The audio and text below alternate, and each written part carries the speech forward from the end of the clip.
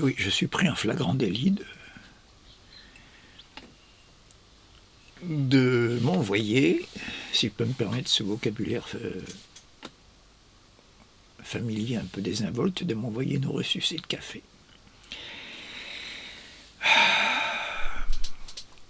J'avais vu dans un vieux dictionnaire médical, comme on en trouve dans les familles autrefois, à l'entrée café, il y avait marqué tout ce que vous imaginez, et à un moment donné, en conclusion, pris à dose mesurée, c'est c'est un excellent remède contre la fatigue, vous voyez. Donc je prends du café de plus en plus parce que je suis de plus en plus fatigué. Non, j'arrête de vous bassiner avec ça. Mais tout de même, vous voyez un musicien comme Jean-Sébastien Bach, et oui, ça s'appelle un détour. Vous savez bien que quand je commence à faire un détour, c'est qu'on rentre dans le vif du sujet. Qui n'est pas connu pour parler du café de ça. Lui, c'est une cantate tous les dimanches pour le dimanche de Pâques, pour la nuit de Noël, pour ce que vous voulez, un oratorio, une cantate, musique sacrée, quoi. Commandée par les sévères, le consistoire protestant de Leipzig, hein, qui avait l'œil sur lui, hein, attention, hein, c'est les puritains.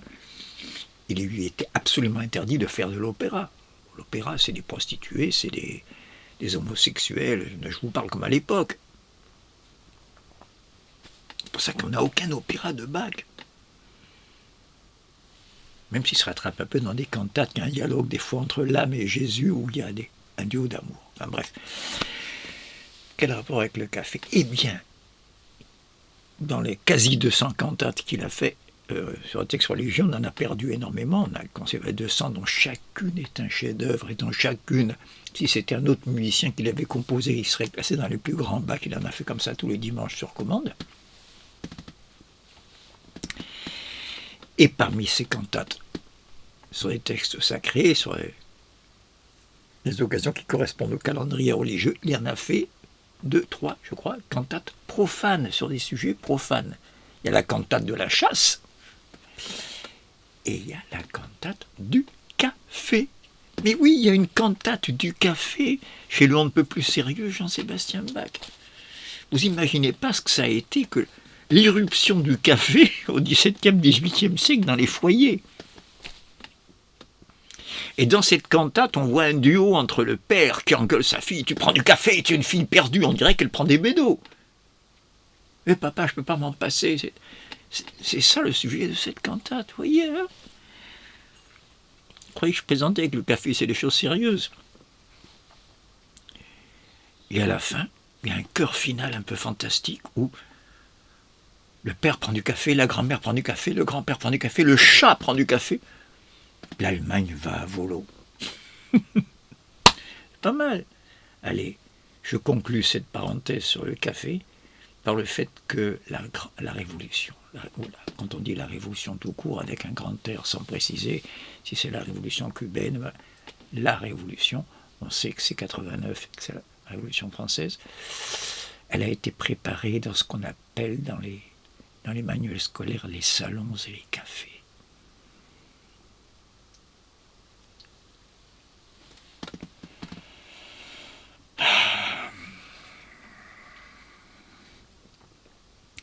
Je vous parle de tout ça parce que j'ai beaucoup de remerciements à exprimer, tellement que je ne les ferai pas tous, je ne vais pas vous faire perdre votre temps, mais il y en a quand même quelques-uns que je ne voudrais pas manquer. C'est d'abord à l'égard d'Adrien Ribaud, là, il est en face de moi en train de filmer. Il vient d'Aubervilliers en vélo pour venir me filmer à Cachan toute l'île de France, du nord-sud. Non, écoutez, franchement, hein, après je me plains de je sais pas quoi, j'ai de la chance quand même. Et en plus, je suis toujours surpris par la qualité de ces montages. Donc un grand merci au fait que grâce à Adrien, vous avez remarqué qu'on a repris sur un rythme qui redevient régulier. Notre série de vidéos, là nous en sommes, je vous le dis, pour être clair, ce soir, on va revenir dans le genre réponse aux questions, parce qu'il y a tellement de questions en retard que c'est toujours... ce n'est jamais du temps perdu de faire une séance de réponse aux questions pour combler un peu ce retard. Et surtout que je viens d'en recevoir quelques-unes, dont une, je donne son pseudo, c'est Alias, je respecte son anonymat. Alias voudrait que je revienne sur ce texte de jeunesse de Hegel, donc extrait de la première philosophie de l'esprit, c'est le titre, aux éditions des presses universitaires de France, dans la collection Épiméthée, œuvre écrite en 1805, quand à Iéna, la période la plus féconde, n'est-ce pas, de Hegel à ce moment-là, et qui va aboutir en 1807 à la publication de la phénoménologie de l'esprit, excusez du peu. Mais il me demande de revenir sur ce passage, un extrait de ce texte, Première philosophie de l'esprit. Quand je lis des extraits de cet ouvrage, sans dire que c'est de Hegel, on me dit « mais c'est du Marx ». Et Alias me dit « je sens quelque chose d'important dans ce qu'il dit de l'argent. Est-ce que vous pourriez revenir là-dessus, éclaircir parce que c'est dit en termes hegeliens et un peu abstrait. » Voilà. Bon, après tout, je vais vous lire un tout petit extrait, vous allez voir. Je parle même de ce qui se passe dans une usine, les premiers balbutiements de la révolution industrielle, une usine où on fabrique des épingles. C'est l'exemple qu'il prend. N'est-ce pas ? Dans une manufacture anglaise, Hegel, 1805, première philosophie de l'esprit, aux presses universitaires de France. Mais oui, je l'ai depuis longtemps, le livre, il part un peu en morceaux, mais vous inquiétez pas, je le conserve précieusement dans une enveloppe. Dans une manufacture anglaise, 18 hommes travaillent à la fabrication d'épingles. Chacun a une tâche particulière et n'a que cette tâche. Un ouvrier singulier ne pourrait peut-être pas produire 120 épingles, ni même une seule. Ces 18 opérations distinctes réparties sur 10 ouvriers donnent une production de 4000 épingles par jour.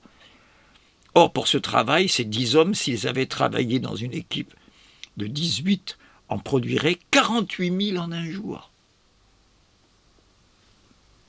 Mais la diminution de la valeur du travail, mais écoutez, je ne dis pas qui c'est, on me dit c'est du Marx.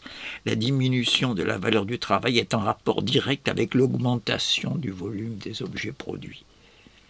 Le travail devient d'autant plus absolument mort. Il devient le travail d'une machine. L'habileté de l'ouvrier singulier devient d'autant plus infiniment bornée, et la conscience de l'ouvrier d'usine est rabaissée au dernier degré d'abrutissement. Il y a toute la critique que Marx fait, n'est-ce pas, de l'exploitation impitoyable du plus grand goulag de tous les temps modernes, c'est-à-dire de l'usine anglaise du 19e siècle, si vous permettez.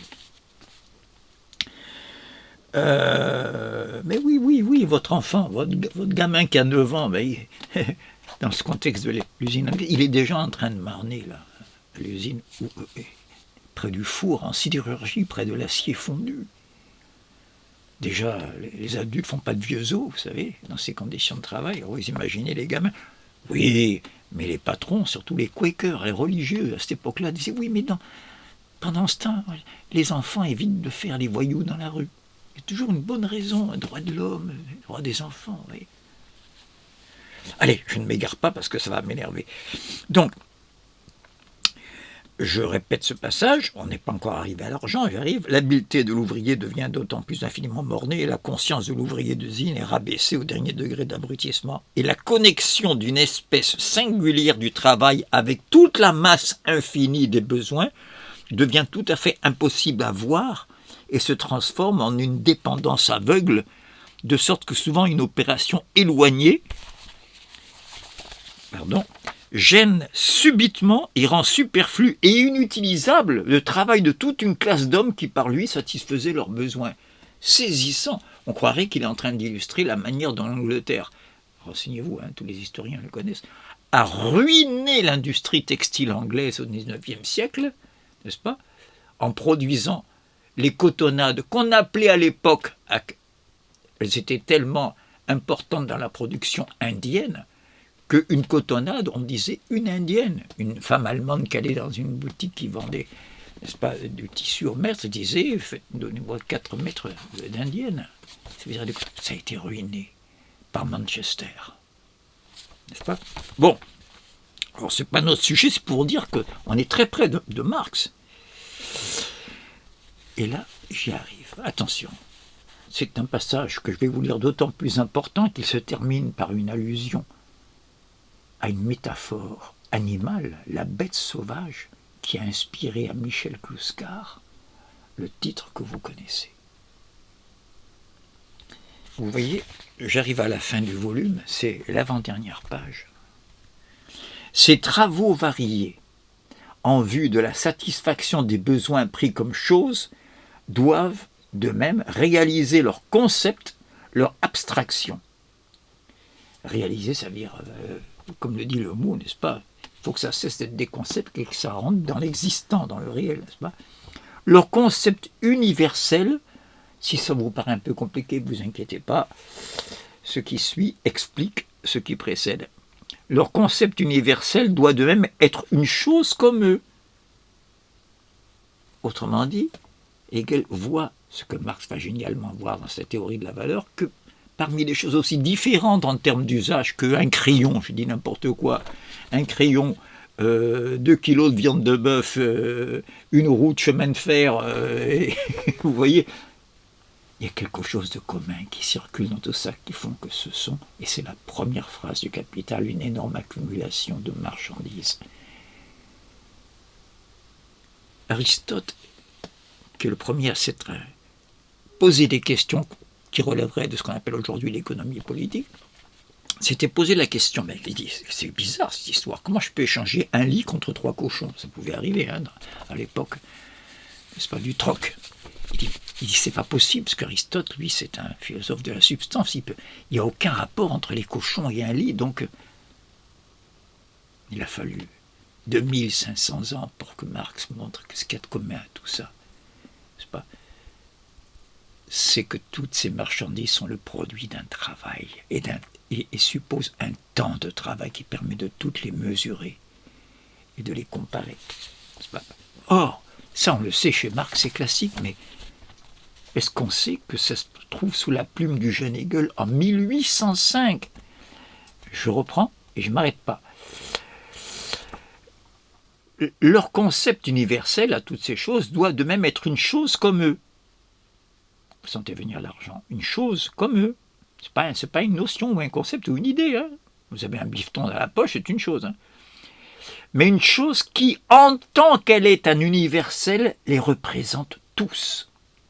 L'argent, et c'est souligné, c'est en italique dans le texte, l'argent est ce concept matériel existant, c'est plus dans ma tête là, c'est plus un concept dans ma tête. L'argent est ce concept matériel existant, la forme de l'unité, ou encore, écoutez bien, c'est le plus important philosophiquement, la possibilité de toutes les choses du besoin. Je vais revenir sur cet extrait de phrase et vous allez voir jusqu'où ça nous amène. Mais pour l'instant, je termine ce paragraphe admirable. Le besoin et le travail élevés à cette universalité forment ainsi pour soi dans un grand peuple, c'était le début de la révolution industrielle, un immense système de communauté et de dépendance réciproque, une vie qui se meut en soi-même d'une réalité morte, vie qui, dans son mouvement, s'agite d'une manière aveugle et élémentaire. Il s'agit de la société civile capitaliste. Et qui, tel un animal sauvage, voilà notre bête sauvage, a besoin d'être continuellement dompté et maîtrisé avec sévérité. Hegel n'est pas, n'est-ce pas, un libéral fasciste. Alors, je reviens à ce fragment de phrase. L'argent est la possibilité de toutes les choses du besoin. Et là, on ouvre les battants d'une immense porte philosophique. Et vous comprenez pourquoi l'argent, ça rend fou. Vous savez, les discussions les plus importantes dans la vie, c'est l'amour, non, c'est la religion, c'est la thune, c'est l'argent, c'est la santé, vous savez, hein. comme si tout ça était séparable. La santé de ceux qui n'ont pas un centime, la santé coûte cher. La possibilité de... Pourquoi j'insiste sur ce passage de toutes les choses du besoin? Parce qu'il y a le mot possible. Je vous le dis pour ceux qui aiment bien bosser sur des choses précises. Il y a dans la logique générale, en philosophie, ce qu'on appelle les postulats de la modalité. Vous pouvez oublier. Par contre, ce qu'il ne faut pas oublier, c'est quelles sont les 3 étapes de ce postulat. C'est quand on veut en gros essayer d'anticiper l'avenir. Il y a le possible dans l'ordre, le réel et le nécessaire. Une connaissance, c'est déjà pas mal, n'est-ce pas? Quand elle fait un énoncé qui évite tout ce qui est impossible, par exemple, c'est une contradiction, on peut déjà jeter à la poubelle. En mathématiques, vous imaginez, n'est-ce pas? En mathématiques, c'est A ou non A. Il n'y a pas entre les deux. Dis mon ami, je te fais un prix. Non, c'est A ou non A. N'est-ce pas? C'est un piano ou c'est pas un piano. Il n'y a pas. C'est un piano pour ainsi dire, mais bon. Ça, c'est le possible. Tant qu'il n'y a pas de contradiction, au moins ce que je dis ne correspond peut-être encore à rien de réel, mais il n'y a pas de contradiction. Je peux dire un château de 200 millions de pièces. Ça n'existe pas. Mais il n'y a rien de contradictoire dans cette notion. Par contre, si je dis un château qui occupe aucun espace, ça va commencer à être bizarre. Voilà. Donc, il faut que l'énoncé soit possible. Après, il faut qu'une réalité lui corresponde. Donc, on passe du possible au réel. Mais la science a besoin de plus. Elle ne veut pas un réel comme ça. Tiens, il fait beau. Ah, tiens, il pleut. Non. Elle veut avoir des lois qui permettent de prévoir tout ça. Comme depuis l'Antiquité, on sait déjà prévoir les éclipses. Maintenant, au niveau de l'astronomie d'aujourd'hui ou de l'astrophysique, on peut prévoir les éclipses qu'il va y avoir dans 1 million d'années et celles qui ont eu lieu dans les 3 millions de dernières années. C'est extraordinaire. Cette puissance d'anticipation, ça veut dire qu'il y a du nécessaire dans la nature, le contraire du hasard, si vous voulez. Il y a du nécessaire. Je n'ai pas éliminé le hasard, je dis il y a du nécessaire. Le possible, le réel, le nécessaire. Là, on en est au possible, au premier degré. L'argent est la possibilité de toutes les choses du besoin. Ça veut dire quoi? Allez, maintenant, je vais être concret, parce que je suis un peu exigeant ce soir. Je vous demande un effort. Je viens de vous demander un effort d'abstraction. On va se reposer sur un cas concret. Vous savez. Mais vous n'auriez pas compris ce cas concret si je n'avais pas entraîné un peu vos méninges à abstraire avec mes 3 étapes de la modalité, à savoir, je viens d'être payé, c'est un jeu impersonnel. Mais enfin, chacun d'entre vous connaît ce moment plutôt heureux où on vient de recevoir sa paye. Là, on revient du distributeur de billets, on a retiré, ça fait des jours qu'on l'attend parce que c'était la fin du mois. Vous connaissez ça, tout le monde. Ah, ça fait du bien, je vais enfin pouvoir... Quoi? Ben justement, vous commencez à comprendre la possibilité, mais pas réelle. Je ne sais pas encore ce que je vais faire. Cet argent me met devant tous les possibles que je peux acquérir, toutes les acquisitions possibles que je peux avec cette somme déterminée. Mais je ne sais pas encore lesquelles. D'accord? Je suis donc dans mon désir indéterminé. Je suis au cœur de l'anthropologie. C'est pas la soif, ça nous le partageons avec l'animal quand on a soif. Vous savez que on a plus vite fait de mourir de soif que de faim, hein, quand on n'a ni l'un ni l'autre, quand on n'a ni nourriture, ni boisson, ni eau. C'est surtout le manque d'eau, n'est-ce pas, qui est le plus fatal. Ça, on partage avec l'animal, c'est un besoin déterminé. Ça veut dire, l'objet de ce besoin, c'est clair, c'est l'eau. Quand l'eau est là, le besoin est terminé. Bien. Ça fait du bien, hein, quand on a soif de boire. La deuxième gorgée est moins bonne que la première, vous savez ça. La troisième moins bonne que la seconde. On s'ennuie assez vite, hein, la satisfaction des besoins. Heureusement qu'il y a des milliers d'années d'histoire pour ajouter aux besoins des fanfreluches, n'est-ce pas? Allez, je suis sérieux. J'aimerais bien que les dirigeants syndicaux méditent l'exemple que je vais donner, n'est-ce pas? lorsque les hommes de la préhistoire ont commencé à peindre sur les cavernes, ça n'ajoutait rien à la satisfaction des besoins. C'est pas un dessin de bison admirablement fait. Je pense à Lascaux, bien sûr, à Altamira en Espagne, ou à Chauvet plus récemment. C'est extraordinaire peinture animale. C'est pas, vous imaginez les moyens qu'ils avaient. Hein. On n'achetait pas des pinceaux à la boutique d'à côté à l'époque. Hein. Bon. Mais c'est pas l'image d'un bison qui fait que je mange de la viande de bison. C'était plutôt des aurochs en Europe, n'est-ce pas? Donc, ça ne sert à rien au niveau du besoin animal et naturel, la peinture sur les cavernes. Ça veut dire quoi? Et pourquoi je fais allusion aux dirigeants syndicaux? Parce que quand les patrons leur disent, écoutez, hein, vous avez le minimum vital, estimez-vous heureux, c'est déjà pas mal. Mais comment Minimum vital, je viens de dire qu'il a été dépassé déjà à la préhistoire. Et il faudrait qu'on s'estime heureux en 2025, n'est-ce pas? D'avoir le bonheur de recevoir du capital, le minimum vital. Mais c'est sordide. Voilà, c'est un petit rappel en passant pour dire possibilité de toutes les choses du besoin. Mais possibilité, là pour l'instant, je ne suis pas déçu par l'objet. Pour la bonne raison qu'il n'est pas encore déterminé. Je ne sais pas si je vais me faire un bon repas, frimer, inviter des potes, payer à la femme que j'aime un billet pour l'emmener aux endroits dont elle rêve, à condition qu'elle en rêve avec moi, hein, pas avec un autre.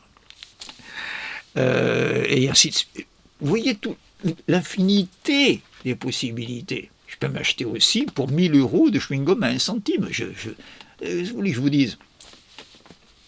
Je ne vous conseille pas hein, pour les dents et tout ça. Où je veux en venir? C'est que ce qu'il y a de magique, mais au sens aussi, vous savez, il y a de la magie noire. Hein. Il y a un côté négatif, hein, la magie aussi de mise en garde. Hein. Avec l'argent, c'est que comme la somme que j'ai à ma disposition n'explicite pas la satisfaction déterminée que je vais faire avec à la première dépense, titre de transport, fleurs, repas, incomplet chez un tailleur, ce que vous voulez. Comme l'argent ne l'exprime pas, et que ce n'est pas sa fonction d'exprimer la particularité de tel ou tel besoin, désir déterminé, dans ce cas-là, et là j'arrive à une chose que je n'ai pas encore dite, je vous ai dit que c'est un grand enjeu philosophique. Donc grâce à l'argent, je peux renvoyer à plus tard, quoi? Le principal impératif de la philosophie, que Platon rappelle dans l'Apologie de Socrate, et qui était marqué sur le fronton du temple de Delphes, l'endroit le plus sacré de la Grèce, quand on venait consulter l'oracle. Il y avait marqué à l'entrée du temple, vous le savez, Gnoti Zeauton, connais-toi toi-même. J'ai pas besoin de savoir quel est le désir qui est le plus important, prioritaire à satisfaire. J'ai de l'argent, d'accord? Ben là maintenant je vais me faire un repas, après je ferai un petit voyage, vous voyez? C'est ça qui est magique et dangereux avec l'argent, c'est qu'il me permet de renvoyer à plus tard la connaissance de soi. Qu'est-ce que je devrais faire avec ça? Je ne parle pas de ceux qui ont des besoins urgents, hein, ou qui courent amener à leur maman agonisante le médicament qui va la sauver. Je ne parle pas de ça. Je parle, vous avez vu mon exemple, le quidam qui reçoit sa paye, là, moi, sa pension, sa paye, son salaire, ses dividendes, si c'est un membre du patronat, et ainsi de suite. C'est que l'argent me permet de différer, de renvoyer à plus tard, de différer, hein, de remettre à plus tard la connaissance de soi, l'effort de se connaître soi-même, qui est tout le programme de la philosophie. On ne s'y attendait pas à celle-là, en partant de l'argent. Voilà. C'est la réponse que je fais à Alias, oui, qui disait que ce passage lui semblait obscur, effectivement, c'est pas évident. Mais vous comprenez la métaphore de la bête sauvage, n'est-ce pas? Si je passe outre à l'importance de se connaître soi-même et de savoir, n'est-ce pas, quel serait le meilleur usage, la meilleure manière de réaliser ce possible, ce qui pour l'instant n'est qu'impossible et sans aucune réalisation. Si je passe outre, je tombe dans le terrible monde de la Bürgerliche Gesellschaft. Je le dis en allemand, pas parce que je suis heideggerien, ne vous inquiétez pas pour ça, mais parce que il y a presque un jeu de mots là. Bürger, ça veut dire bourgeois, en allemand. Mais pas au sens où un homme de gauche critique le bourgeois. Ça fait toujours bien de critiquer la bourgeoisie, vous voyez, les bégodeaux, etc. Comme quoi je suis de gauche, puisque je critique la bourgeoisie.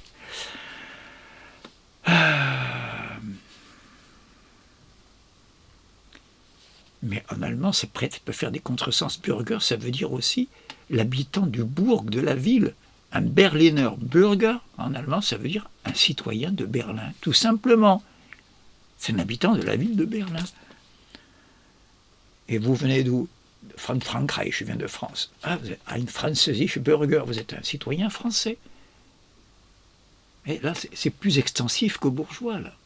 Peu importe que le mec soit ouvrier, patron, il est citoyen de telle ville, de tel pays. L'Allemagne est plus éclatée, donc on peut être un Freiburger Bürger, un citoyen de Fribourg. Pourquoi j'insiste ça? Pourquoi? Parce qu'il compare la société civile bourgeoise à une bête sauvage. Alors attendez, parce que ça fait presque peur. Ça, c'est du thriller. Hein.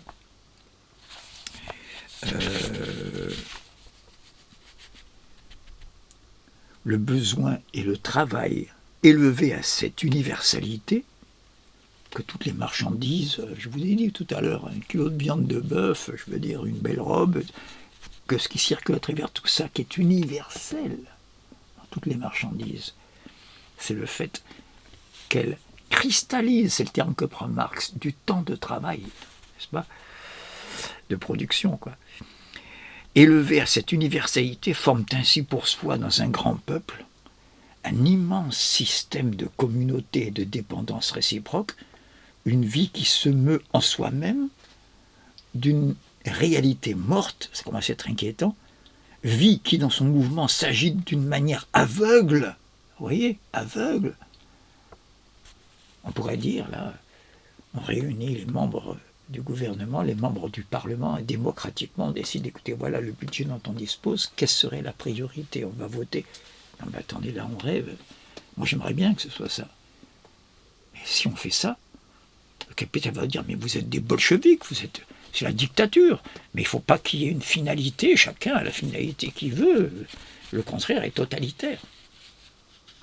Vous voyez tout ce qu'on voit à partir de l'étude de l'argent au cœur de la société civile bourgeoise.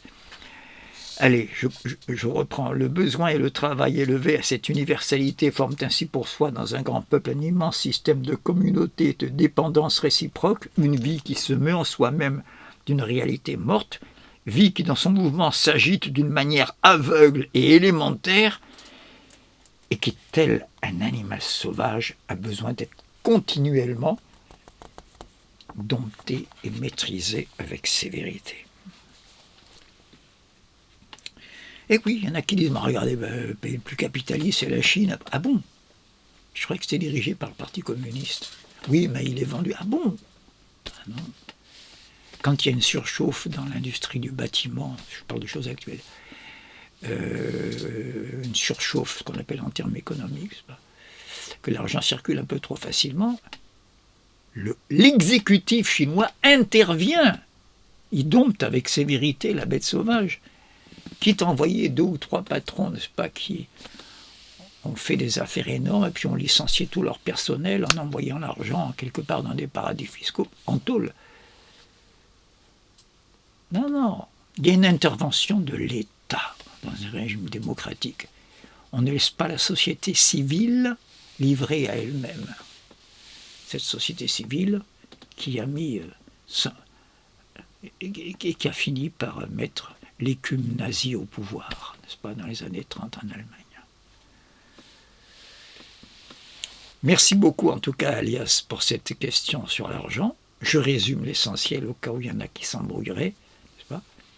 Ce qui fait la force, la magie de l'argent et qui fait qu'il y en a que ça rend fou et que ça concerne tout le monde à ce niveau-là, c'est qu'il incarne la possibilité, sous-entendu non réalisée, de toutes les choses du besoin. Donc il me permet de satisfaire aussi bien ceci que cela, à somme égale. Donc je ne suis pas obligé de savoir si l'important c'est ceci ou cela. Je passe outre et je passe de l'un à l'autre. Et voilà comment le rapport à l'argent est à cette part quasi métaphysique, n'est-ce pas, d'automutilation de soi quelque part. Je me bats pour que les gens aient de l'argent. Je ne suis pas en train de faire un discours religieux qui maudit l'argent. Non. Je me bats pour qu'on en ait, n'est-ce pas? Mais pas d'une manière, comme il est dit, aveugle et élémentaire. Voilà. Alors, là-dessus, je vais passer à des questions d'un tout autre ordre, puisque j'ai le temps que je récupère, voilà mes sources, j'ai 2 questions qui tournent autour des problématiques, disons, écologistes, et plus précisément de la fameuse dialectique de la nature, n'est-ce pas? Comme j'en ai souvent parlé, comme j'ai souvent répondu à des questions qui tournaient autour de cette question, y a-t-il ou non une dialectique de la nature?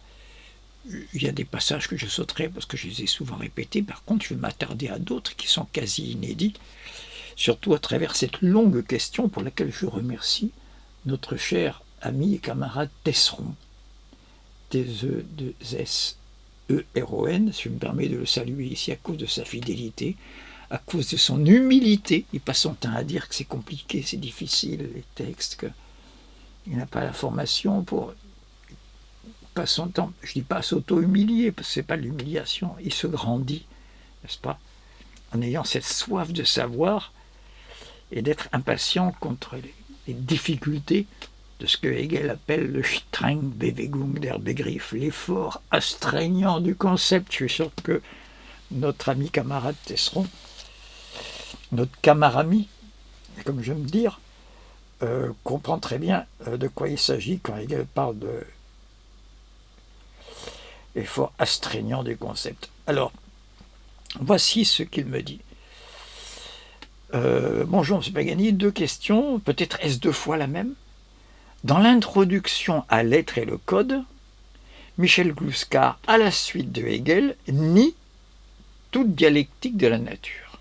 Là, c'est clair, il n'y a pas de dialectique de la nature. Ça, c'est Gluskar. Georges Gastaud, dans Lumière commune, monument, c'est pas que je ne saurais trop vous recommander aux éditions d'Elga, en 8 volumes, hein. Georges Gastaud, dans Lumière commune, à la suite d'Engels, en fait grand cas, puisque cette dialectique constitue la base ontologique du marxisme. Qu'en pensez-vous? Page 148 du tome 4 de Lumière commune, Georges Gastaud livre sa vision de la philosophie hegelienne de l'histoire.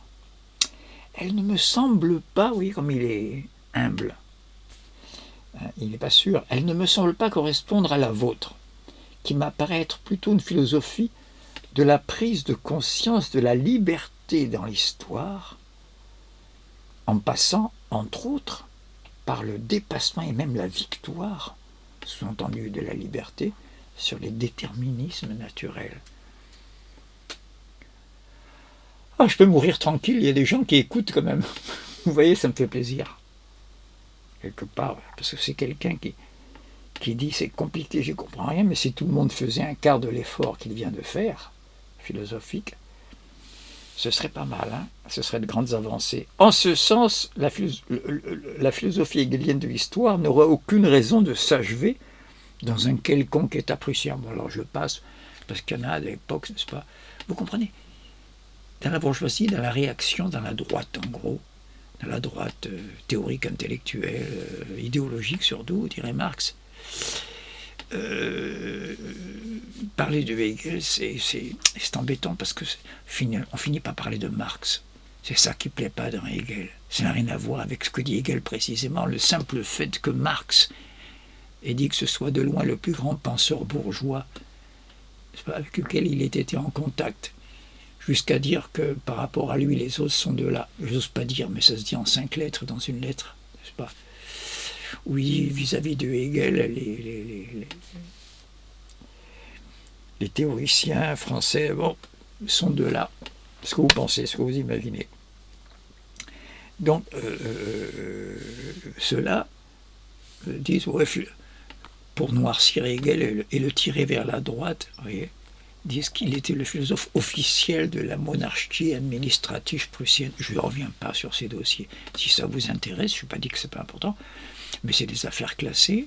Lisez un vieux classique des études hegeliennes qui s'appelle Hegel et l'État, de Eric Weil, excusez-moi, je prononce allemand Weil, hein, W-E-I-L, Eric Weil, où il montre très bien que tout ça ne correspond pas du tout au texte de Hegel. Au contraire, que Hegel était traqué par la police prussienne, surveillé par des indicateurs dans ses classes, n'est-ce pas, pour voir si il ne profitait pas de son enseignement pour divulguer les idées françaises. C'est à l'époque ce que veut dire les idées françaises. Ça veut dire plutôt la prise de la Bastille, n'est-ce pas, que l'hymne à l'État prussien. Bon, alors,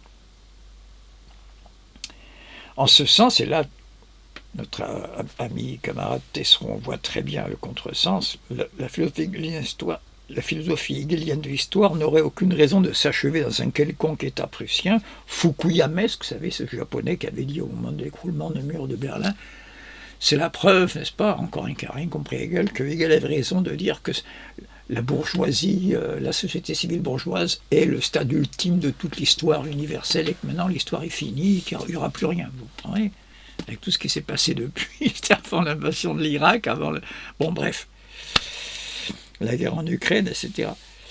De nouveau, qu'en pensez-vous? Je tiens à terminer en vous remerciant pour les heures que j'ai pu gagner en vous écoutant.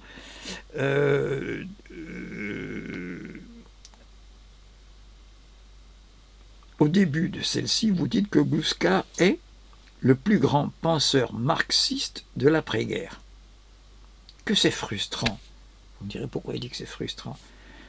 Moi qui bataille avec la lecture de L'être et le code, et là, j'admire comme Tesseron, mais est en train de dire que pour lui, des fois, ça semble du chinois. Et donc, moi, je lui dis, c'est le plus grand penseur marxiste. Mince, et si je ne comprends pas, c'est que je passe à côté du plus grand penseur marxiste. Non, il ne s'inquiète pas. Je vois tout de suite que notre ami Tesseron comprend l'essentiel. Je le rassure à ce niveau-là, si je peux me permettre, hein, c'est peut-être pas moi qui suis détenteur de l'essentiel. Je suis certain de ne pas être seul dans ce cas, bien sûr. Malheureusement, la pensée de Gluskar est très difficile d'accès, malgré les éclaircissements encore peu nombreux quand on les compare au contenu disponible concernant les œuvres de Marx et Hegel. Il y en a beaucoup plus que sur Gluskar. Apporté donc par Christian Riochet, Émeric Monville, les éditions d'Elga via les ateliers de la Praxis, les contributeurs du... Je passe, c'est des sources que vous connaissez bien sûr. Hein. C'est d'autant plus dommage pour ceux... je pense que rares sont ceux qui ont accès à toute la richesse théorique de Gluskar. C'est d'autant plus dommage pour ceux ayant des convictions politiques et tentant de défendre le communisme. Car je suis persuadé comme vous que Gluskar est très important. Quelques passages prophétiques de ses écrits en sont une bonne indication. Sans doute la plus saisissante, si jamais quelqu'un fut prophète, s'il y a eu Rousseau, mais enfin, parce que Rousseau dit dans les années 1760, et nous approchons de l'état de crise et du siècle des révolutions, à quelques encablures de la prise de la Bastille, ça vaut son pesant d'heure. Et bien là, Gluskar, dans les années 70, c'est pas quand il écrit Néofascisme et idéologie du désir, il anticipe déjà sur ce qui se passe sous vos yeux. Combien d'exécutifs en Europe ne seraient pas au pouvoir s'il n'y avait pas l'appui des néo-nazis? Pensez à l'Autriche, pensez à l'Italie, où c'est quelqu'un qui vient de l'extrême droite qui est le chef du gouvernement italien. Pensez aux pays scandinaves, pensez à ce que devient l'Allemagne, qui ne rêve que d'une chose, c'est la revanche sur Stalingrad maintenant. Il y en a qui rêvent quand même, qu'il aille y voir. Donc, qu'il ne s'inquiète pas. Quelques passages prophétiques de ses écrits en sont une bonne indication qu'il a beaucoup de choses à dire. Oui, cette longue question. Je ne réponds pas sur le fond adiatique de la nature. Enfin, je ne réponds pas à ce que j'ai déjà répondu. Mais je vais être très clair, n'est-ce pas? Non, je ne suis pas de ceux, et là je donne le point à ceux qu'ils nomment, Gastaud ou d'autres, qui disent que la dialectique ne se confine pas seulement au monde de l'histoire et de l'homme, qu'il y a une dialectique déjà, indépendamment de l'homme et de l'histoire, n'est-ce pas? Alors eux ils disent dans la nature, moi non, je dis une dialectique de la matière. J'ai souvent posé une question à ceux qui sont partisans de la dialectique de la nature. Je leur ai dit, je suis bien conscient qu'il y a une dialectique de la matière. Une montagne, c'est matériel après tout, hein, tout naturel que ce soit. Mais qu'est-ce que le concept de nature? Voilà ma question. Elle est toute simple. Ce qui est étrange, c'est pour que cette question aussi simple et courte, ne vous inquiétez pas, je vais la formuler, je n'ai toujours pas de réponse. Et ça fait des années que je la posée à des gens cultivés, intelligents et sagaces. Il n'y aurait pas un blocage idéologique là qui relève de l'idéologie au sens de Marx, de l'inconscient au sens de Freud, du négatif au sens de Hegel. Donc, voici ma question. Qu'est-ce que le concept de nature vient ajouter à celui de matière?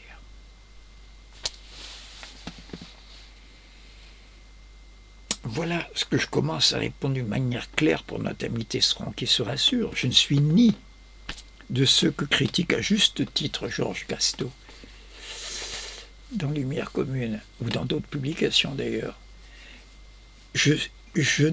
De même, je donne le point à Engels quand il parle d'une dialectique qui n'est pas confinée et limitée seulement à la sphère anthropologique, c'est-à-dire à l'histoire, à l'homme et dans son mouvement historique. Sauf que cette dialectique-là, qui est indépendante de l'homme, ne soyons pas idéalistes, je ne l'appelle pas dialectique de la nature. Nous sommes en philosophie. La manière dont nous parlons et les mots que nous choisissons, on s'avance sur des œufs, là, il faut faire attention. Moi, je parle de dialectique de la matière. Alors, regardons d'un peu plus près. Pas un marteau, une météorite, rien à voir. Si, les deux sont matériels. Un marteau, bien que fait par l'homme, avec une forme qui suppose une pensée, vous savez le fameux passage où Marx dit ce qui distingue immédiatement le plus maladroit des architectes de l'abeille la plus experte, c'est que l'architecte a sa maison dans la tête avant de la produire dans la réalité. Ça s'appelle la pensée, ça. Avoir quelque chose dans la tête avant même de le produire dans la réalité. Un marteau, une météorite. Les deux sont matériels. Alors soyons rigoureux, mettons-nous d'accord sur notre manière de parler. Enfin, c'est une proposition que je vous fais. Ne pourrait-on pas se mettre d'accord sur le fait de dire qu'il y a un grand ensemble qui inclut tout ça? Ce que les uns appellent la nature, l'homme, l'histoire. Il y a un grand ensemble qui s'appelle la matière, dans laquelle je fais une partition, comme on dit en mathématiques, de deux sous-ensembles. Une matière qui ne doit rien à l'homme, et qu'on peut appeler maintenant la matière naturelle, et une matière, n'est-ce pas, qui ne serait jamais advenue s'il n'y avait pas une activité humaine qui s'appelle la production. À commencer par les premiers galets éclatés. comment dire, quoi, l'animal, c'est-à-dire ce qu'il y a de plus naturel, l'animal, lui aussi, vous savez, il y a des singes qui prennent un caillou et qui cassent une noix. Oui, bravo, c'est bien de le savoir. Il y a même des choses plus complexes. Je peux vous donner de l'eau à votre moulin. Il y a des oiseaux, on dit un crâne de piaf, sous-entendu, il n'y a pas grand-chose. Tête de linotte, vous savez comment on dit. Avec une pointe de sexisme, c'est souvent à l'égard des femmes, quoi, les têtes de linotte. Sous-entendu, dans une crâne de piaf, il n'y a rien, quoi. Eh bien, il y a des oiseaux qui prennent une épingle, voyez-moi lapsus, une épine avec leur bec. L'épingle, c'est naturel, historique, spirituel, artificiel, historique, anthropologique. L'épine, non. Ils prennent une épine, ils la plantent dans un trou où il y a une larve et ils tirent. Vous savez comment on tire une saucisse à l'apéritif avec un petit sticker. C'est compliqué, dit-on ça. Un singe qui prend deux roseaux, qui les emmange comme ça pour atteindre le fruit qu'il n'arrive pas à attraper avec le bâton trop court. Dis-donc, c'est compliqué. Oui. Alors qu'est-ce que je dis là? Que c'est le privilège de l'homme. Ah, c'est que l'outil, c'est plus que l'instrument. L'outil chez l'homme, c'est plus que l'instrument, donc indéniablement, auquel l'animal a accès.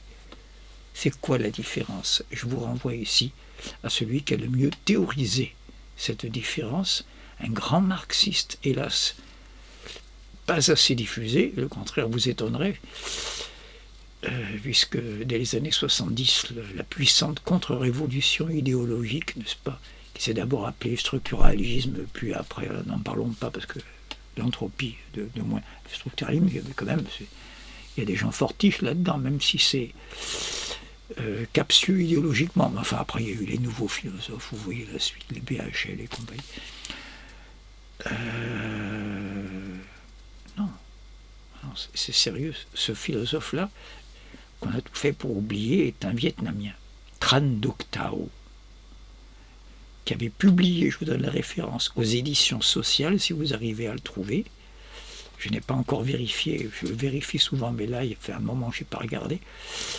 Le titre, c'est « Essai sur l'origine de la conscience et du langage », où il montre, maintenant soyons sérieux, ce qui nous manquait pour la différence entre l'instrument animal et l'outil, c'est ce qui caractérise l'outil humain dès la préhistoire. Je l'ai vérifié dans le Sahara, où on trouve des tas de pointes de flèches. L'outil a ce qu'il appelle une forme typique, c'est-à-dire un type qui suppose, comme dit très bien Marx, n'est-ce pas, qu'il y a quelque chose dans la tête avant tout. Il y a un modèle dans la tête. Lorsqu'il y a un coup de vent dans le Sahara, vous voyez tout d'un coup des dunes qui se déplacent et vous voyez apparaître des choses qui étaient cachées depuis peut-être des milliers d'années, n'est-ce pas, sous le sable. Et vous voyez là, parce que le Sahara était très peuplé à une époque où il était beaucoup plus vert qu'aujourd'hui. J'en profite pour faire mon combat, non pas contre l'écologie, qu'est-ce que je connais à l'écologie, je ne suis pas un scientifique, mais mon combat contre l'écologisme, contre les discours de ceux qui sont aussi peu scientifiques que moi, voire le discours de quelques-uns qui ont une formation scientifique, des fois même solide. Mais une formation scientifique n'a jamais empêché l'aveuglement idéologique. Si, sur les sujets qui sont leur spécialité, oui, un scientifique, quelle que soit son idéologie, connaîtra mieux que moi, n'est-ce pas, les lois qui régissent le spin de l'électron. Mais par contre, je veux dire, un des plus grands physiciens de tout le monde moderne, il est mort maintenant, enfin, je pense à Werner Heisenberg, celui qui a le plus puissamment contribué à cette Bible de la physique contemporaine, qui est la théorie des quanta, et qui a créé ce qu'on appelle les relations d'incertitude, au nom desquelles on ne peut pas connaître à la fois la position et la vitesse d'une particule. Je ne m'attarde pas, pas seulement parce que ce n'est pas ma partie, mais parce que ce n'est pas notre sujet surtout, qui est un des plus grands physiciens qu'on ait jamais vu. Et à la pointe, vraiment, qu'est-ce qui est à la pointe de la physique dès le début du XXe siècle? C'est la théorie de la relativité d'Einstein et la théorie des quantas dans l'école dite de Copenhague. Il avait des sympathies pour le régime nazi. une immense intelligence, une intelligence, c'est pas celle qui est à l'œuvre dans les sciences dites dures, ne garantit absolument pas que mon entendement, c'est ça l'intelligence, intellectus en latin, Verstand en allemand, vous allez voir pourquoi je multiplie les langues. Parce que l'allemand distingue bien Verstand, l'entendement, et Vernunft, la raison. Il faut aller au-delà de l'entendement. L'entendement est idéal dans les sciences dures en particulier, pour comprendre les lois qui régissent les objets, pas les lois qui régissent les sujets que nous sommes, vous et moi. Vous voyez comment on en revoit des choses à travers cette belle question de notre ami Tesseron sur la dialectique de la nature. L'aveuglement, c'est pas la cécité, c'est pas des yeux qui souffraient à Heisenberg. C'est que dans son inconscient, oui, les juifs, les communistes, tout ça, si le chancelier Hitler pouvait nous en débattre. C'était pas un salaud, hein, c'était pas le nazi qui dénonçait, non, ni un tortionnaire. Mais enfin, il avait des sympathies pour le régime, vous voyez. Alors, je reviens à Traductao, c'est pas. S'il y a. Je suis ému rien que d'y penser. Quand j'étais au Niger, j'ai vu dans le désert comme ça affleurer des collections de pointes de flèches qui ont toutes exactement, on dirait qu'elles ont été conçues sur le même modèle, le même pattern, on dirait aujourd'hui, vous voyez. Qu'il y en a un qui a donné le modèle et après, on fabrique. Ça veut dire qu'il y a là-dedans une pensée, il faut que ça pénètre dans le corps de l'animal avec la force de la corde, de l'arc, n'est-ce pas, jusqu'à faire craquer les os au passage. Il faut toute cette pensée préalable pour produire, et non pas l'objet que j'ai sous la main, comme le singe qui prend le caillou qui est là pour casser une noix, ce qui est déjà... Un ver de terre, c'est pas faire ça. Non, c'est formidable. Mais on en est aussi loin de l'outil, n'est-ce pas, que le ver de terre du singe. Hein. Voilà. Donc, il y a une dialectique de la matière, que cette matière soit naturelle ou que cette matière soit historique, c'est-à-dire suppose un monde produit par l'homme. Je fais des rappels. Le texte dont je dis souvent que ce qui contient le plus de Marx dans le minimum de lignes, la fameuse préface de 1859 à la contribution à la critique de l'économie politique, titre original du Capital, c'est-à-dire le Capital devait s'appeler à l'origine, avoir pour titre critique de l'économie politique, mais Marx n'a jamais cessé jusqu'à son dernier souffle de modifier sa pensée, jamais content, jamais, voyez, jamais convaincu, ça y est, d'avoir fait le tour de toute la question. Il est mort à la tâche, notre Marx, et en progressant à chaque fois. Donc, dans cette préface, elle commence par cette phrase célébrissime, « Dans la production sociale de leur existence, les hommes entrent en des rapports nécessaires, indépendants de leur volonté, rapports de production. » Je suspends ici la citation. Pour revenir en arrière, parce qu'on glisse, c'est tellement énorme qu'on glisse sur les enjeux. Dans la production sociale de leur existence. Ah, qu'est-ce qu'on apprend ? Que l'existence de l'homme, elle ne se contente pas de la biologie, non. C'est une production. Il n'y a pas d'homme avant la production par l'histoire et la technologie. Il n'y a pas d'homme, il y a un animal. Je ne dis pas qu'il n'y a rien, je ne suis pas un idéaliste, moi. Je ne dis pas que c'est tombé du ciel. D'accord ? Mais tant que c'est cet animal qui ne produit pas son existence, mais qui se contente comme le blaireau, qui est né avec un équipement qui a des griffes pour creuser un terrier, et qui toute sa vie va s'abriter dans ce terrier, ce qui fait que vous voyez rarement des blaireaux, sauf la nuit. Ou comme l'ours blanc, qui est né blanc, ce qui fait que dans l'Antarctique, pour le repérer, c'est un peu compliqué. Heureusement qu'il n'est pas en Amazonie, il ne ferait pas 24 heures. Il serait repéré comme le loup blanc, pour faire un mauvais jeu de mots. L'animal, lui, il a son équipement spécifique, chaque espèce spécifique, et l'épithète qui vient d'espèce. Mais l'homme, c'est pas une espèce. Car il creuse des terriers et des tunnels. Si vous saviez le travail des tunneliers qui sont en train de faire en Chine des choses que même les pharaons, enfin les pharaons, les ingénieurs qui étaient au service du pharaon n'avaient jamais même osé imaginer. L'homme, il creuse des souterrains. Comme le blaireau est beaucoup plus puissant, il peut vivre au Groenland, il peut vivre dans la jungle amazonienne. Il n'est pas une espèce déterminée par un biotope déterminé, on revient toujours aux mêmes choses. N'est-ce pas ? Il ne s'adapte pas, comme l'animal, à un certain biotope, quitte à mourir si ce biotope est brusquement bouleversé par la nature, une catastrophe naturelle ou par l'activité humaine irresponsable. Ben oui, je suis écologique quand il le faut. Je suis anti-écologiste quand je ne suis pas naturaliste. Mais alors, ça veut dire que l'homme, il n'est pas spécifique, il est général. Je suis en train de jouer sur les termes d'espèce et de genre, cher à Darwin, n'est-ce pas ? Voilà. On change de genre, là, on décolle de la sphère zoologique et on y superpose une sphère anthropologique. Je n'ai pas dit qu'on décolle au sens où on n'a plus rien à voir avec l'animal. Moi, jusqu'à la fin de ma vie, je devrais manger pour vivre. Ça ne doit rien ni à l'histoire, n'est-ce pas, ni à la culture, ni à la technologie, ni à la production. Mais ça ne définit pas l'homme. Parce qu'une mouche aussi, il faut qu'elle mange pour vivre. Un ver de terre, il faut qu'il mange pour vivre. Ça ne définit en rien ce qui fait la spécificité de l'homme.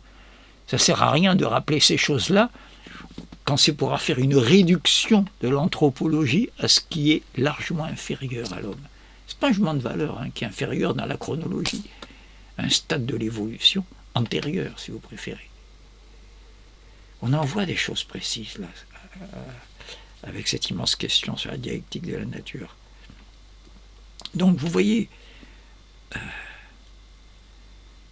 on apprend dans ce début de phrase de la préface de 1859, dans la production sociale de leur existence. Ah mais attendez, creusons encore. Donc on vient d'apprendre, mais c'est énorme, que notre existence en tant qu'être humain, n'est-ce pas, elle ne doit rien ni à la biologie, je veux dire, elle ne se réduit pas à l'apport biologique. Attention, je vais être extrêmement clair. Sans la nature, rien de ce dont je parle n'existerait. À commencer par moi, par l'homme. Mais ce n'est pas pour ça que l'homme est réductible à quelque chose de naturel. Vous commencez à comprendre la nuance. Je resterai animal jusqu'à la fin de ma vie, chaque fois que j'ai besoin de manger pour vivre, c'est-à-dire jusqu'à mon dernier souffle, ou de respirer, simplement. Ça, c'est naturel. Là, je suis animal.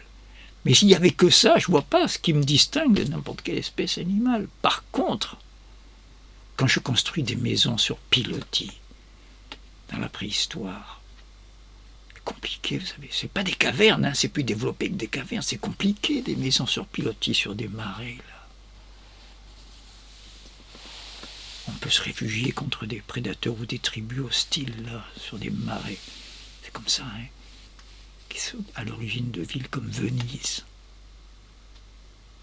ou Vannes, ou Amsterdam. J'ai l'air de plaisanter, non, je suis sérieux. Vannes, fondée par les Vénètes. Et oui, la Vénétie, c'est la région où il y a Venise en Italie. Vannes en Bretagne, où on retrouve ce besoin de se réfugier sur un contexte qui n'est ni la terre ni l'eau, mais un mélange des deux, mais au moins qui fait que on aura du mal à nous retrouver là, n'est-ce pas? Après, ça donnait ce que vous savez. En particulier à Venise et à Vannes, qui est une très belle ville. Donc voilà, dialectique de la matière, oui, mais enfin, je veux dire, dans les milliers de pages consacrées par Marx à son propre travail d'élaboration théorique, trouvez-moi combien il y a de pages qui s'attardent sur la dialectique de la nature. Montrez-les-moi. Moi, je ne les connais pas. Je sais si j'ai traqué tout ce qu'on peut savoir sur Marx. Je ne suis pas le seul.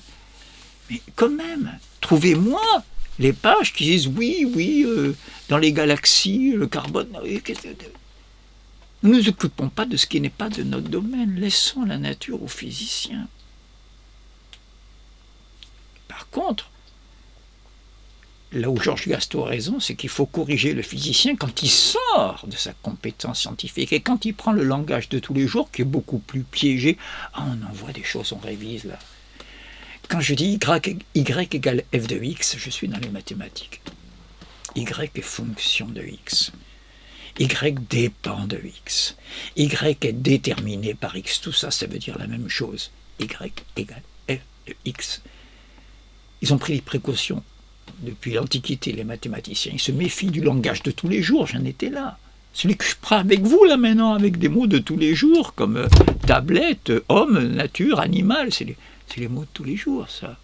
Mais ce n'est pas des mots qui ont l'univocité et la précision des termes retenus par les mathématiciens, qui ne sont pas des mots, qui sont des algorithmes, des mathèmes, si vous préférez.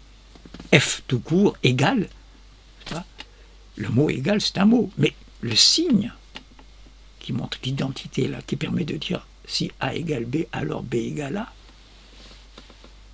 ça, c'est des mathèmes. Donc là, notre camarade Gastaud a raison de venir corriger le physicien qui viendrait profiter de son prestige, je ne sais pas, de prix Nobel, etc., pour affirmer tout d'un coup des choses qui dépassent ou qui sont en deçà, soyons même de ses compétences, et de nous sortir, en fait, ce qu'il y a d'irréductiblement et inconsciemment religieux partout où l'on valorise la nature tout en diabolisant l'homme. C'est bien l'idéologie contemporaine dominante, il me semble, enfin, dans ce petit monde confiné qu'on appelle l'Occident. Vous savez que ce n'est pas mon appellation à moi. Mais chez nous, en Occident, ce qui est le discours dominant, il vient d'avoir une grande bataille sur les pesticides, là, n'est-ce pas? C'est de montrer que ce que l'homme fait est mal, ce que la nature fait est bien. Je caricature.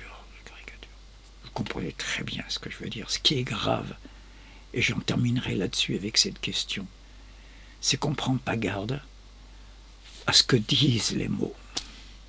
À tort ou à raison, mais ce qu'ils disent, si on parle à la place des mots, qui va parler, franchement? Où je veux en venir? Nature. C'est quoi le radical? N-A-T. Vous l'avez dans nativité, dans pays natal. Oui ou non? Comment on dit Noël, la nativité, en italien? Natale. La nature, c'est ce que ma partie naturelle, c'est celle que j'ai à la naissance. Oui. Et à la naissance, les enfants sauvages ne sont pas des hommes. Vous savez, ça a été étudié, les moulis, les quelques descendants d'êtres humains, n'est-ce pas, qui eut pour des raisons, n'est-ce pas, comme ça arrive, pas seulement aux Indes, il y en a en Pologne, on a fait des enfants ours, des enfants cochons, il y a eu tout ce que vous voulez. Et il y a eu des études là-dessus, je vous renvoie à le titre « Les enfants sauvages » de Lucien Malson, dans la collection 10-18, qui a fait un beau dossier sur ce sujet. On constate qu'on n'a jamais pu leur apprendre à parler, qu'ils marchaient à quatre pattes. Un être comme ça, on ne l'appelle pas un homme. Vous voyez, on revoit des choses importantes. Donc, voilà quoi. Sans la nature, nous n'aurions pas l'existence. Mais si on ne tient compte que de la nature, j'existe, hein, mais pas comme homme.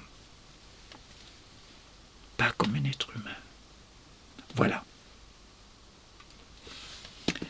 Donc l'homme, c'est pas un 31 décembre à minuit de je ne sais quelle année passée brusquement, qu'on est passé de l'animal à l'homme avec la pensée. Non, c'est pas comme ça.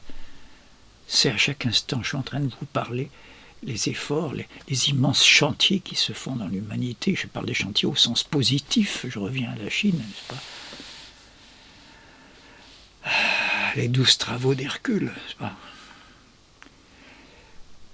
Qu'est-ce qu'il y a de commun à tout ça? C'est le fait que ça aménage un espace qui est propre à l'homme et qui ne se réduit pas à des fonctions, à vouloir seulement manger, boire, dormir.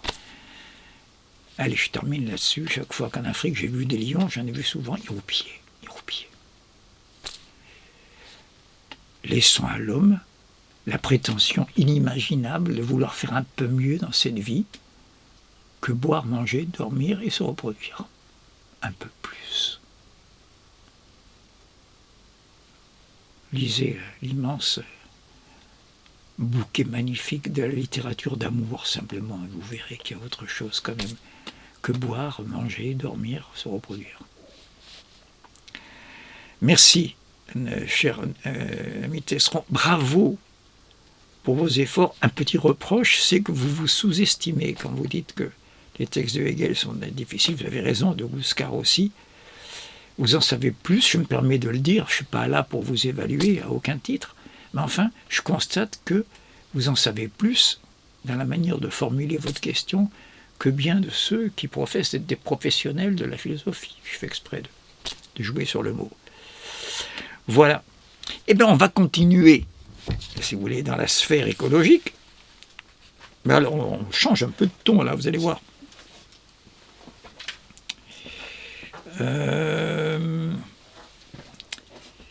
Alors, écoutez, je m'abstiens de donner son nom et même de donner son pseudo, parce que c'est tellement accablant, la question que je vais vous lire, que je déteste, n'est-ce pas, nuire aux personnes physiques. Je lutte contre des discours, contre des personnes morales, moi, le capitalisme, mais pas contre des personnes physiques. Or, il dit ceci. Monsieur Pagani est toujours autant à côté de la plaque en matière d'écologie. Pourquoi pas? Dans la lignée du lamentable Luc Ferry, je ne sais pas à quoi il fait allusion. Luc Ferry est un homme de droite, il ne s'en cache pas. Mais lamentable, si la plupart de ceux qui sont écolos avaient le 10e de la culture de Luc Ferry, littéraire, historique, philosophique, ce serait déjà pas mal. Bon, même si c'est un adversaire pour moi en politique. Mais il n'est pas lamentable. Il recycle la propagande nazie, voilà ce que je fais moi, Pagani, au sujet de l'écologie. Alors ça, c'est quand même, ça je ne l'ai pas lu depuis longtemps, mais c'est fantastique. Voilà que ça devient nazi de critiquer l'écologie. Mais, ou alors j'ai rien compris, mais il me semble que les toutes premières réserves de protection de la nature, Naturschutzgebiet, je peux vous le dire en allemand, je les ai vues, en Thuringe, Thüringen, ce qu'on appelle dans la culture allemande le cœur vert de l'Allemagne, la région de Nuremberg, si vous préférez, tout ça. C'est là qu'ont été créées les premières réserves là, de faune, de flore. Je ne dis pas que c'est mal d'avoir fait ça, je dis que ça s'est fait sous le nazisme. Il n'est pas plus écologique, attention, je n'ai pas dit, oui, je viens de faire la faute, il n'y a pas plus écologiste que le nazi. Mais je n'ai pas dit écologique. Encore une fois, moi je ne suis pas glaciologue, je ne suis pas climatologue, je ne suis pas astrophysicien, mais il y en a qui, paraît-il, sont tous ça en même temps. Dites donc, je croyais que jamais la science n'avait été aussi spécialisée. Et comme dit très bien Gaston Bachelard dans le rationalisme appliqué, il y en a qui fontanent sur la bibliothèque d'Alexandrie, c'est un admirable établissement pour l'époque, mais qui disent que c'était une perte pour l'humanité, qu'elle ait été brûlée. Et Bachelard dit, si on a pu liquider toute la physique d'une époque dans une seule bibliothèque, c'est qu'elle n'était pas très développée, parce qu'aujourd'hui, aucun incendie ne pourrait liquider tout ce qui est publié, et pas seulement en livre, mais maintenant en microfilm, en tout ce que vous voulez, c'est pas en numérique, sur la physique. Donc ces gens qui sont spécialistes de tout, c'est contradictoire, ou bien on est spécialiste, ou bien on est généraliste. Hein. Alors il y en a qui sont écolos au sens qu'ils étudient l'environnement. Je cherche la nature, pour l'instant je ne la vois pas, là c'est mon environnement. Ah ben attendez, tu triches là, tu es à l'intérieur d'une maison construite par l'homme, ben, j'ouvre la fenêtre, alors c'est bien, il y a des arbres, j'ai des écureuils, c'est un parc, ça n'a rien de naturel. Les arbres qui sont là sont plantés, les fleurs sont... Allez, vous connaissez la suite. On est toujours en contact avec un environnement. Si l'écologie est la science de l'environnement, je n'ai rien à dire, mais c'est la science de tout et de rien. On ne peut pas être spécialiste de tout dans l'environnement. Il y a des choses qui relèvent de la chimie, d'autres qui relèvent de l'astrophysique, de l'activité solaire, du volcanisme. On ne peut pas être spécialiste de tout ça. Déjà, il y a une seule vie suffit à peine à être astrophysicien, vous. C'est pas sérieux. C'est pas sérieux. Vous voyez ? C'est pour vous dire qu'encore une fois, que quand je me suis dit que c'est nazi de critiquer l'écologie, il oublie que ce qui est fondamental dans l'idéologie nazie, c'est le naturel, précisément. c'est de mettre la nature bien au-dessus de l'histoire et de l'homme. C'est un anti-humanisme, il ne faut jamais l'oublier. On dit souvent, pour attaquer les souverainistes, je suis un peu contre les ismes en général. Moi, le souverainisme, je m'en méfie souvent, il est souvent à droite. Mais par contre, je défendrai toujours la souveraineté, qui est un des plus grands acquis révolutionnaires depuis que Rousseau l'a modélisé dans le contrat social. Et que la Révolution française l'a fait entrer dans l'acte et au niveau d'un peuple. Et ça s'est propagé à bien des peuples sur la planète, n'est-ce pas? Quoi donc? Le fait qu'un peuple n'a pas envie de dépendre d'un autre peuple. Aurait-il sa capitale à Bruxelles? Ou d'une organisation militaire comme l'OTAN, ou alors qu'il le fasse librement en toute souveraineté? Eh bien, c'est ce qu'on fait, on fait les élections. Ah, non. En 2005, on nous a présenté une constitution européenne pour qu'on la valide ou qu'on la refuse. On l'a refusée, on nous l'impose quand même.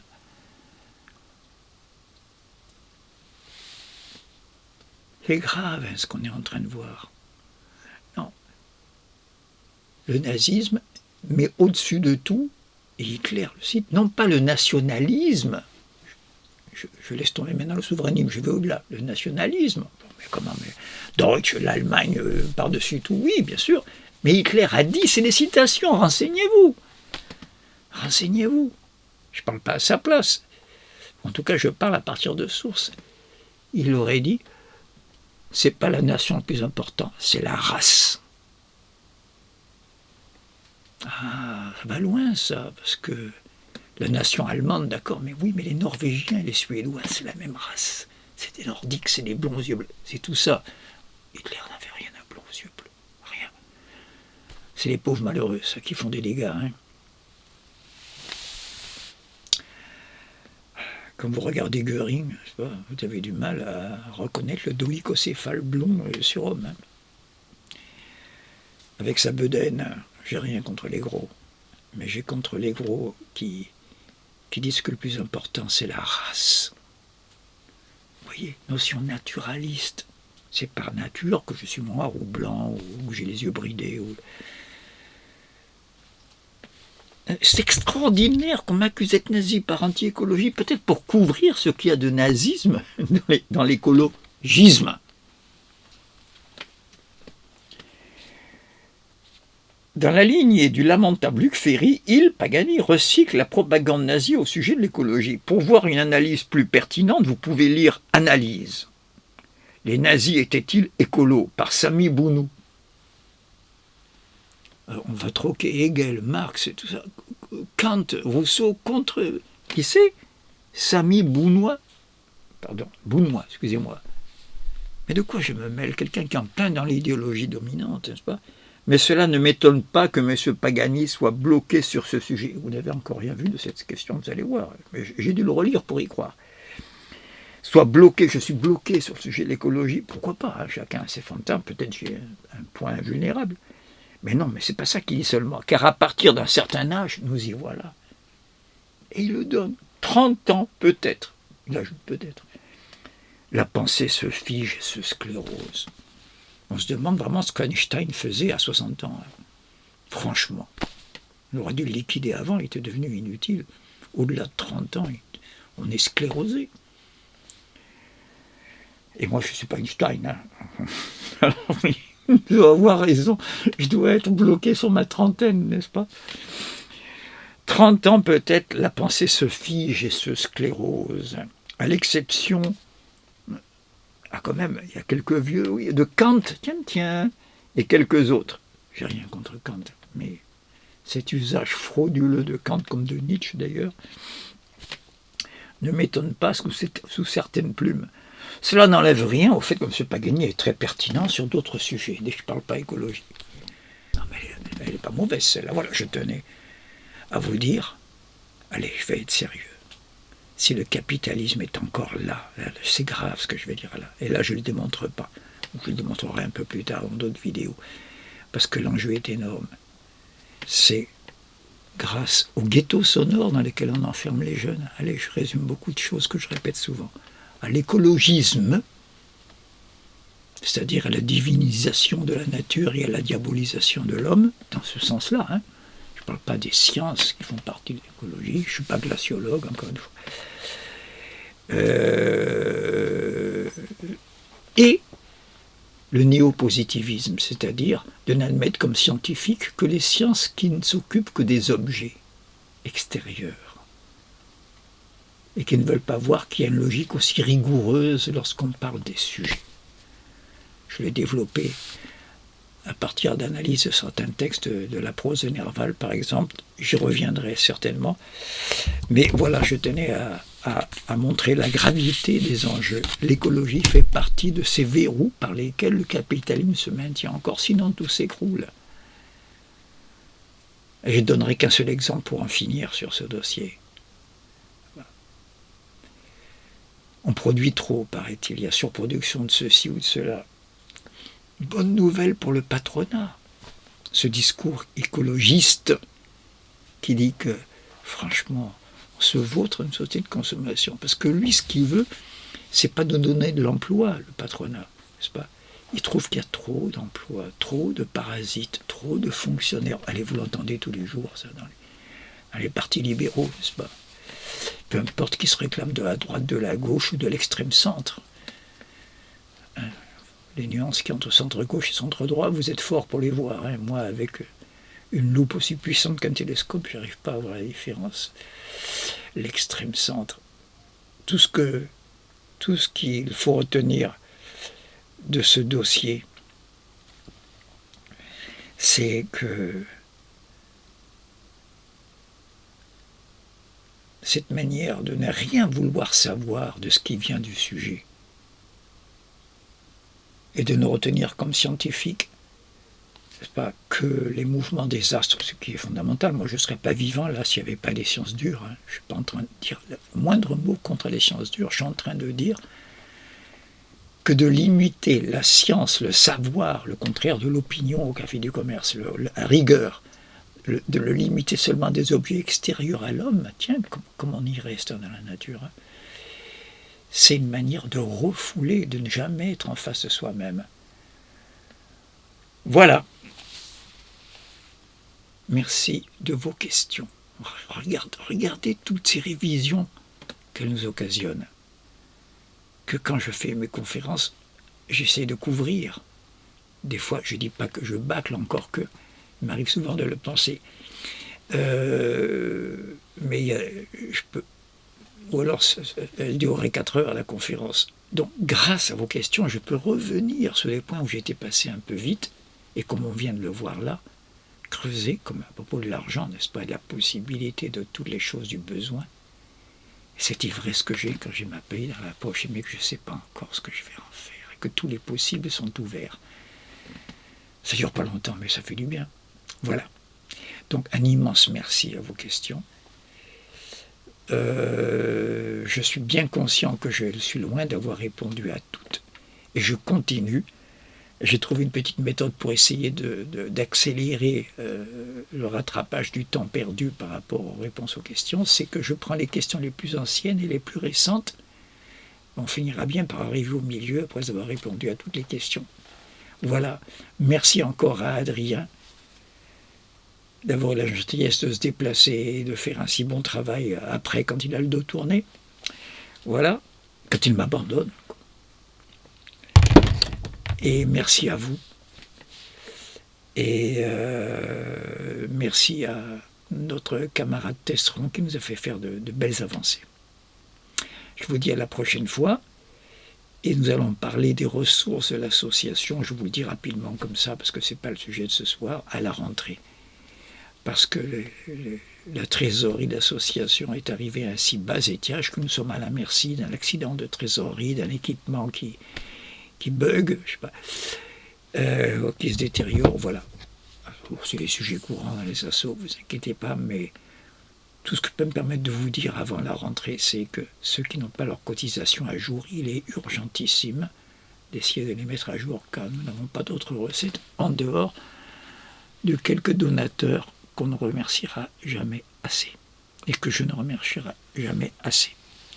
Merci 1000 fois de votre attention, de votre patience, et à la prochaine fois. dans pas très longtemps.